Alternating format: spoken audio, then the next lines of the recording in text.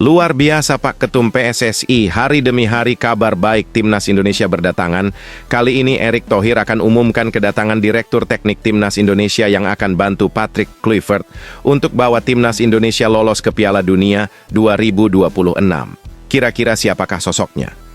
Tonton video ini sampai habis, admin akan berikan penjelasan lengkapnya. Seakan tak mau habis dengan usianya yang menuju kepala 4, striker naturalisasi yakni Ilija Spasojevic kirim kode kepada Patrick Kluivert bahwa dirinya siap menjadi ujung tombak Timnas Indonesia dan bawa Indonesia menuju Piala Dunia. Patut kita tunggu apakah Patrick Kluivert akan memberi kesempatan kepada Ilija Spasojevic. Simak baik-baik. Selalu tampil maksimal dan konsisten di laga kompetisi Liga 1, Presiden Dewa United FC ini sangat pede beberapa pemainnya akan dipanggil Patrick Kluivert untuk bela skuad Garuda di lanjutan kualifikasi Piala Dunia 2026. Wah, siapakah nama-nama tersebut? Apakah menurut kalian pemain-pemain tersebut pantas dipanggil Patrick Kluivert? Simak penjelasan berikut ini. Wow! Persaingan di posisi bek kiri pemain Timnas semakin sengit dan ketat. Nama-nama yang menjadi langganan pemanggilan pemain Timnas saat zaman Shin Tae-yong mulai tergusur. Inilah beberapa pemain yang kemungkinan akan dicoret oleh Patrick Kluivert di posisi bek kiri. Berikut penjelasan lengkapnya. Sebelum lanjut ke beritanya, jangan lupa untuk tekan tombol subscribe agar kamu tidak ketinggalan konten menarik lainnya dari channel Total Timnas. Luar biasa Pak Ketum PSSI, hari demi hari kabar baik Timnas Indonesia berdatangan. Kali ini Erick Thohir akan umumkan kedatangan Direktur Teknik Timnas Indonesia yang akan bantu Patrick Kluivert untuk bawa Timnas Indonesia lolos ke Piala Dunia 2026. Kira-kira siapakah sosoknya? Tonton video ini sampai habis, admin akan berikan penjelasan lengkapnya. PSSI dipastikan selangkah lagi mendapatkan Direktur Teknik. Sebelumnya, jabatan tersebut ditempati oleh Indra Syafri, yang saat ini bertugas di Timnas U20 Indonesia. Selama beberapa waktu posisi tersebut kosong, dan ini tentu menjadi pertanyaan terkait arah sepak bola Indonesia. PSSI saat berjanji untuk segera mengumumkan Dirtek pasca menetapkan Patrick Kluivert sebagai pelatih kepala Timnas Indonesia. Mereka memastikan akhir bulan ini sudah ada keputusan untuk posisi tersebut. Ketua Umum PSSI, Erick Thohir, memastikan sudah ada kandidat yang mereka incar. PSSI masih optimis bisa mengumumkan sosok tersebut pada tanggal 28 Februari. Saat ini mereka dalam proses pembahasan kontrak dan ini tentu akan membutuhkan waktu. Ya, targetnya tanggal 28 Februari seperti yang saya sampaikan. Inginnya dipercepat tapi belum, karena kan biasa negosiasi kontrak. Berapa lama job desk-nya, apa bebannya apa, kata Erick Thohir. Sosok yang menjabat sebagai Menteri BUMN ini masih memikirkan semua opsi yang ada. Akibatnya, dia belum bisa memberikan kepastian terkait sosok yang akan bertugas sebagai Dirtek. Selain itu, PSSI masih menunggu kabar meski sudah mengirimkan proposal pada calon Dirtek mereka. Ya, dinamika seperti itu ada. Dan saya belum tanda tangan sampai hari ini, masih ada waktu berapa? 6-7 hari. Ya, siapa tahu dapat. Tadi saya masih pantau lagi karena saya sudah tahu pertanyaan itu. Proposalnya kita sudah dikirimkan 3 hari yang lalu. Tapi belum direspon, ya sabar. Namanya juga ingin, lanjutnya. Erick menjelaskan bahwa mereka akan menghormati keputusan calon Dirtek Timnas tersebut. Mereka masih mengusahakan untuk bisa diumumkan pada 28 Februari. Jadi mudah-mudahan ya, kalau Senin sepakat dengan isi kontraknya ya, baru kita umumkan tanggal 27 atau 28 Februari tutupnya. Di sisi lain, dengan kehadiran Shin Tae-yong di Indonesia beberapa waktu yang lalu, apakah mengindisikan bahwa Shin Tae-yong akan menjadi direktur teknik? Menurut kalian pantas tidak Shin Tae-yong menjadi Dirtek Timnas? Ataukah PSSI harus mencari nama lain yang lebih top dan hebat lagi? Sebelumnya, PSSI berencana untuk memilih 2 pelatih lokal untuk bertugas bersama Patrick Kluivert. Tujuannya agar mereka bisa belajar dari pelatih Timnas dan jajarannya agar bisa semakin berkembang. Dari 8 nama yang ditawarkan, mereka sudah menjalani wawancara dengan Patrick dan stafnya beberapa waktu lalu. Erick Thohir menjelaskan bahwa pelatih yang sudah menjalani wawancara akan tetap dipantau. Mereka akan bekerja bersama staf pelatih timnas, tetapi tidak masuk dalam jajaran pelatih. Namun Patrick dan timnya akan membimbing langsung kandidat tersebut. Tujuannya agar nantinya tercipta kolaborasi dan kesamaan visi antara pelatih timnas dan klub. 2 pelatih yang akan menjadi asisten skuad Garuda masih akan dicari. Nah, dari Coach Patrick semua dengan asistennya siap mentraining 8 ini? Bukan masuk ke tim ya, supaya mereka bisa menyampai filosofi dan standarnya mereka. Jadi sementara ini masih itu keputusan, tapi kita masih cari lagi, kata Erick Thohir. PSSI tentunya tidak akan memaksakan mereka bisa masuk ke jajaran pelatih timnas. Saat ini Patrick akan bertugas bersama Alex Pastoor, Denny Lanzaat, dan Gerald Vandenberg. Nantinya mereka juga akan turun tangan untuk memberikan pelajaran kepada pelatih-pelatih lokal. Selain itu, kandidat terbaik akan coba ditawarkan PSSI kepada Patrick dan stafnya agar mereka bisa menemukan sosok asisten yang dibawa ke tim kepelatihan. Ya, kembalikan saya tidak bisa memaksa tim kepelatihan. Ya, tetapi 8 kandidatnya bagus mereka, makanya ingin di waktu-waktu yang tepat mereka tim pelatih, ingin mentraining mereka. Tetapi tidak di lapangan sementara ini. Tutupnya. Wah, kira-kira siapa ya guys? Yang dimaksud oleh Pak Erick Thohir yang akan mengisi posisi Dirtek Timnas Indonesia. Apakah kalian tahu sosoknya? Coba tulis komentar di bawah ini guys, apabila kalian tahu.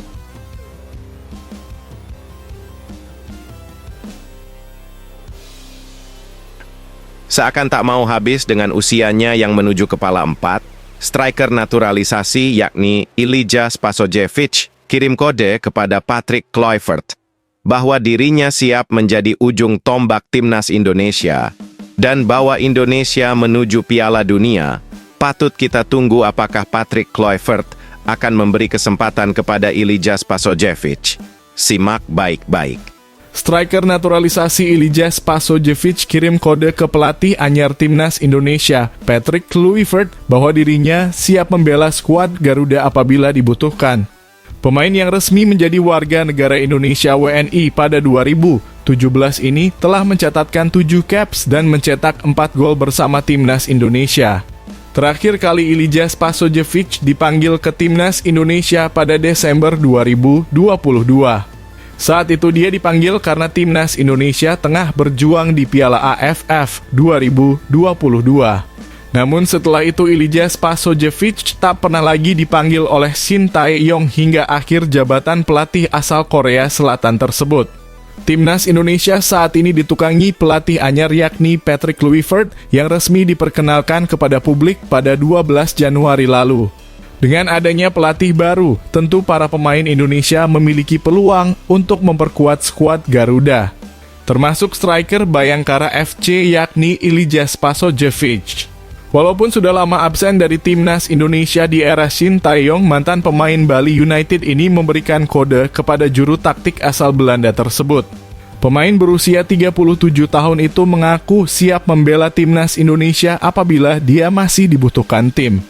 Ilija Spasojevic mengaku bahwa dia memang tak muda lagi.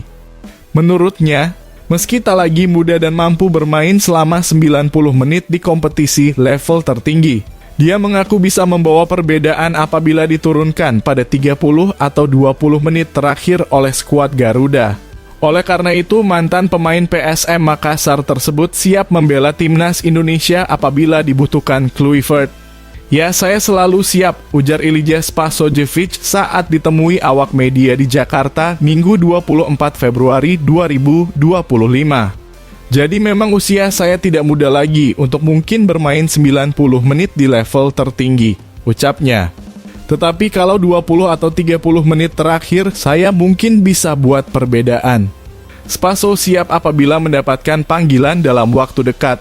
Namun apabila tak mendapatkan panggilan ke tim Merah Putih, Spaso tetap berharap timnas Indonesia mendapat hasil maksimal dalam 2 laga pada Maret nanti. Ya, tentu saja harapan saya selalu terbaik untuk timnas dan untuk lolos ke Piala Dunia. Saya pikir ini harapan semua masyarakat Indonesia, kata Spaso.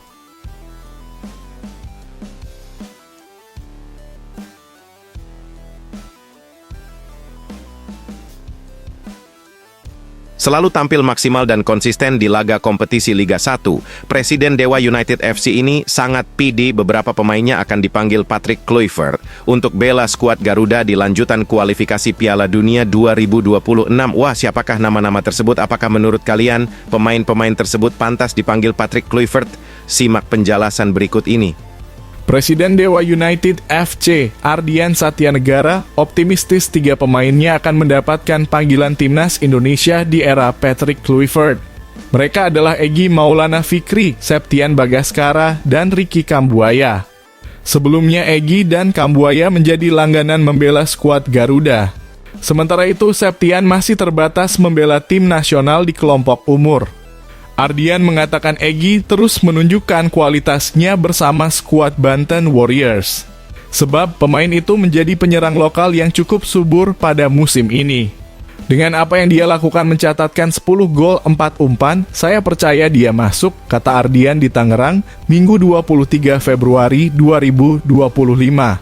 Menurutnya, Septian dan Kambuaya juga layak memperkuat timnas Indonesia karena penampilannya cukup konsisten. Ia menilai Septian saat ini terus menunjukkan perkembangan positif karena sudah mencatatkan 7 gol di Liga 1. Bahkan harusnya Septian Bagaskara masuk kandidat, termasuk Kambuaya, tandasnya. Sebelumnya, Kluivert sudah menyaksikan secara langsung laga Dewa United melawan Persija Jakarta di Stadion Pakansari, Bogor beberapa waktu. Kehadirannya untuk mencari pemain-pemain yang layak memperkuat timnas Indonesia. Terdekat Indonesia akan menghadapi timnas Australia 20 Maret dan timnas Bahrain 25 Maret 2025. Maka dari itu Kluivert gerilya mencari pemain terbaik untuk skuadnya.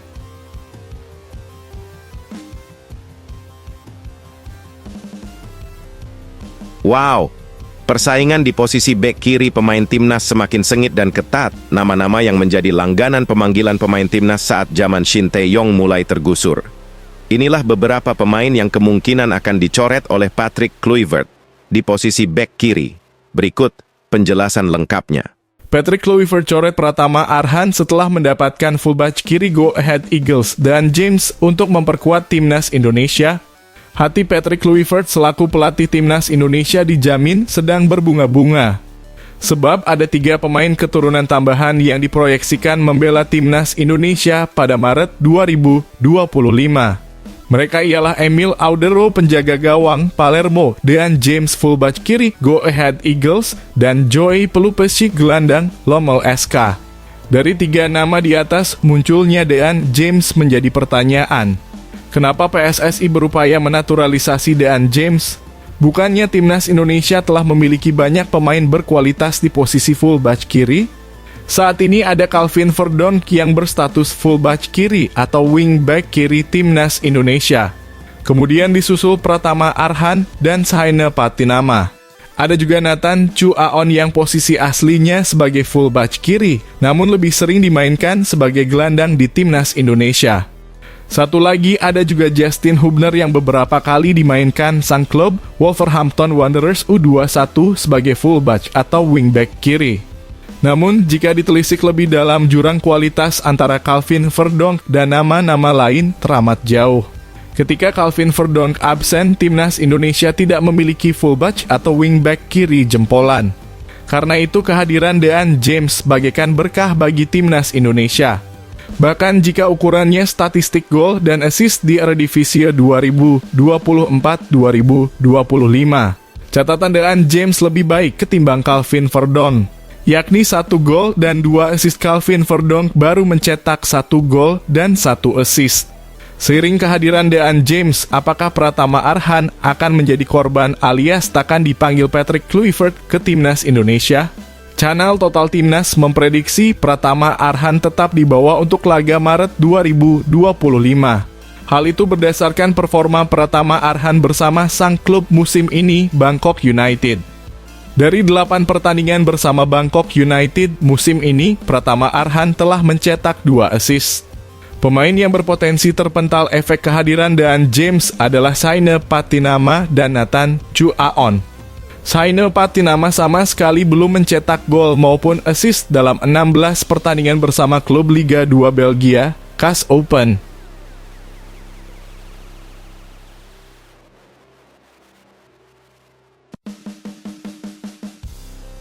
Padahal baru diperkenalkan sebagai pemain anyar klub Jepang Yokohama Marinos, langsung jadi starter dan tampil meyakinkan.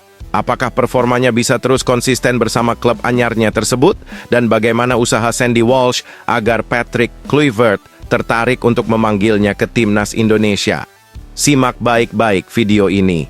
Bek timnas Indonesia Sandy Walsh telah debut bersama klub barunya Yokohama F. Marinos di AFC Champions League Elite 2024 hingga 2025.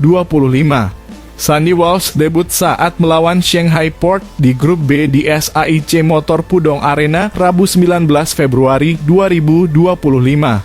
Pada pertandingan itu, Sandy Walsh bermain sebagai starter di posisi bek tengah. Bahkan pemain 29 tahun itu tampil penuh di sepanjangan pertandingan. "Hai keluarga Marinos," kata Sandy Walsh dikutip dari Instagram resmi klub. "Saya sangat senang bisa tampil perdana untuk klub yang luar biasa ini dan di hadapan kalian semua. Terima kasih sudah datang," ujarnya. Debut Sandy Walsh ini berbuah manis. Yokohama F. Marinos menang dengan skor 0-2. 2 gol Marinos dilesatkan pada babak kedua. Asahi Unaka mencetak gol pertama pada menit ke-64. Gol kedua dicetak oleh Jun Amano 5 menit berselang. Sandy Walsh bergabung dengan Yokohama F. Marinos pada 9 Februari 2025. Ia belum debut di J-League 1. Sebelumnya, Sandy Walsh bermain di Liga 1 Belgia Jupiler Pro League bersama KV Mechelen. Sandy Walsh yang lahir di Brussel selalu bermain di Liga Belgia. Ia pernah memperkuat Zulte Waregem dan KRC Genk. Sementara itu, kemenangan bersama Yokohama F. Marinos sebagai pemain inti menjadi momentum bagus bagi Sandy Walsh menjelang timnas Indonesia menghadapi putaran ketiga kualifikasi Piala Dunia 2026. Timnas Indonesia akan bertandang ke markas Australia di Sydney pada 20 Maret 2025. Setelah itu, skuad Patrick Kluivert bakal menjamu Bahrain di Jakarta pada 25 Maret 2025. Timnas Indonesia masih memiliki peluang lolos ke Piala Dunia 2026. Saat ini Timnas Indonesia berada di posisi ketiga grup C dengan 6 poin. Timnas Indonesia selisih 1 poin dari peringkat kedua Australia. 2 tim teratas akan lolos langsung ke Piala Dunia 2026. Jika ingin lolos jalur itu, Timnas Indonesia harus memaksimalkan 4 laga tersisa termasuk melawan Australia dan Bahrain.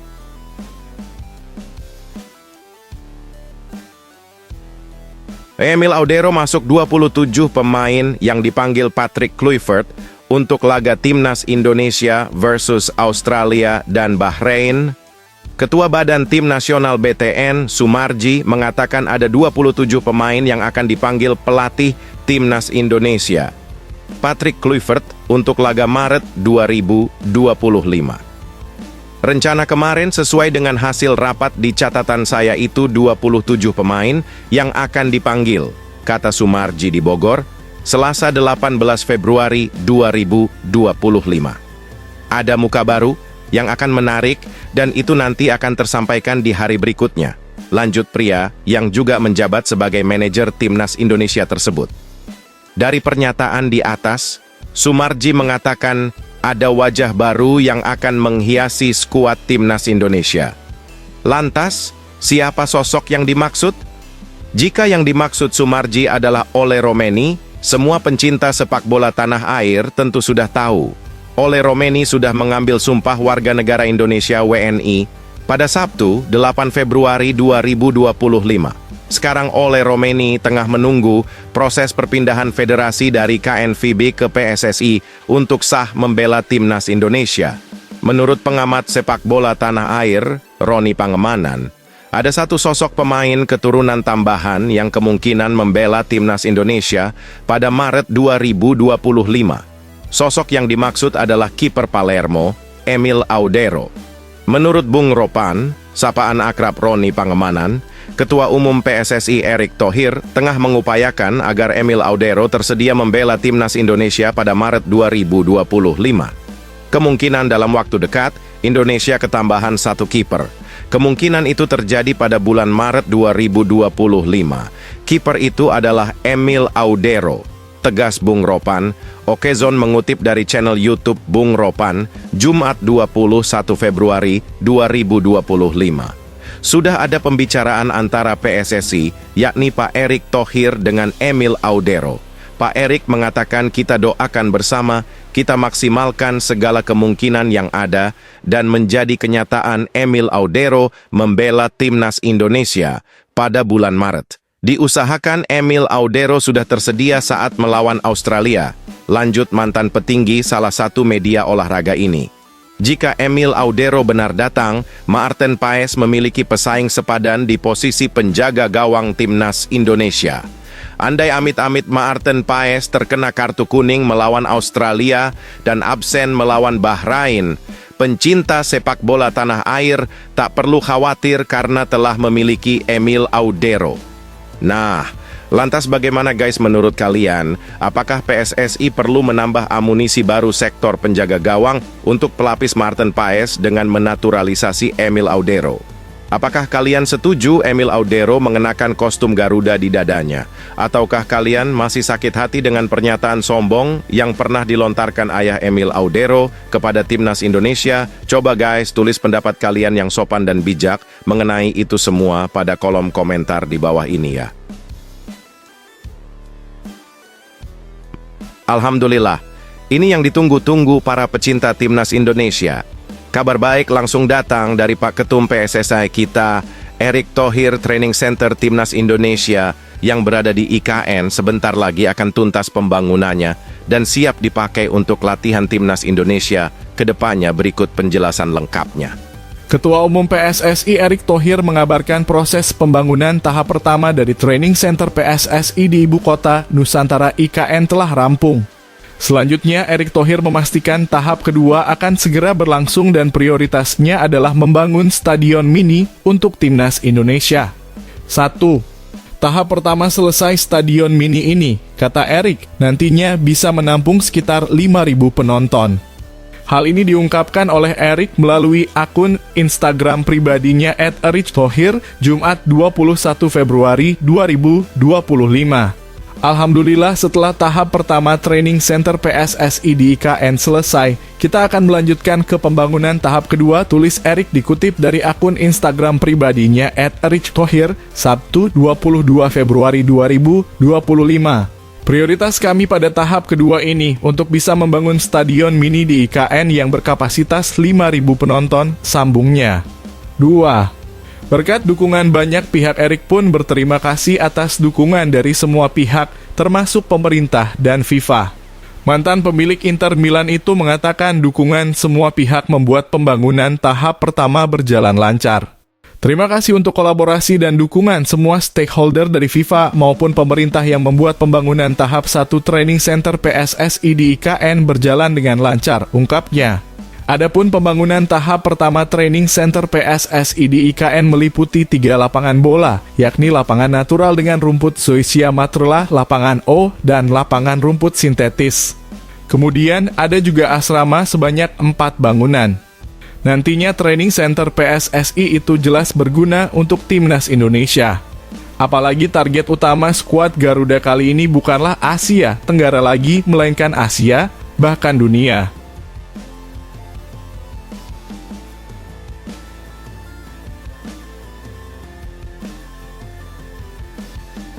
Nah, gitu dong. Seakan jadi cadangan yang tak pernah dimainkan. Beginilah usaha pelatih Oxford United agar Marcelino dapat tempat utama di klub dan mampu bersaing bersama pemain Eropa lainnya sehingga bisa berdampak bagus terhadap Timnas Indonesia jelang kualifikasi Piala Dunia 2026. Pelatih Oxford United, Gary Rowett, baru-baru ini memiliki tips untuk para pemain yang mau masuk ke dalam skuad utamanya. Tentunya tips tersebut perlu dipahami oleh pemain timnas Indonesia, Marcelino Ferdinand, agar masuk ke dalam skuad utama The Yellows julukan Oxford United. Oxford United saat ini sedang dalam tren kurang baik dalam 5 laga terakhir. The Ox julukan Oxford United ditahan imbang Stoke City 0-0, Bristol City 1-1, Derby County 0-0, lalu kalah dari Burnley 0-1 dan Portsmouth 0-2. Lebih peliknya lagi, mereka hanya mencetak 1 gol dalam 5 pertandingan terakhir itu. Untuk mengatasi masalah itu, Oxford United disarankan memanggil para pemain dari akademi. 1. Saran dari Gary Rowett tampaknya belum bisa mempertimbangkan saran itu. Namun dia menyarankan para pemain muda untuk tidak menyerah agar bisa mendapat tempat utama di Oxford United. Kami punya rencana untuk para pemain akademi itu. Kami tahu semua tentang kekuatan mereka. Tetapi tentu saja melangkah dari level itu ke level tim utama adalah langkah yang sangat berbeda yang telah saya lihat diambil oleh banyak pemain dan banyak pemain berjuang untuk melakukannya, kata Rowett dikutip dari Oxford Mail. Sabtu 22 Februari 025. Saya rasa Anda tidak dapat menemukan solusi instan. Jika ada solusi instan untuk mencetak banyak gol di divisi ini, kami pasti sudah menemukannya sekarang, sambungnya. 2. Bisa dicoba Marcelino. Saran dari Rowett bisa dicoba oleh Marcelino Ferdinand. Saat ini mantan pemain Persebaya Surabaya itu tercatat baru membukukan 1 penampilan bersama tim utama Oxford United. Itu pun hanya diberi kesempatan sebagai pemain pengganti di menit akhir. Namun demikian, Marcelino sebelumnya sudah mencatatkan beberapa penampilan bersama tim akademi. Dia bahkan sempat mencetak brace atau 2 gol dalam kemenangan Oxford United U-Strip 21 atas Banbury 6-0 pada 22 Januari 2025 lalu. Rowett mengatakan kerja keras memang menjadi poin utama saat bermain untuk Oxford United. Para pemain juga dituntut bisa memanfaatkan peluang sekecil apapun. Divisi ini memang seperti itu. Anda harus bekerja sangat keras untuk menciptakan peluang dan Anda harus memanfaatkan peluang tersebut saat Anda bisa, tukasnya.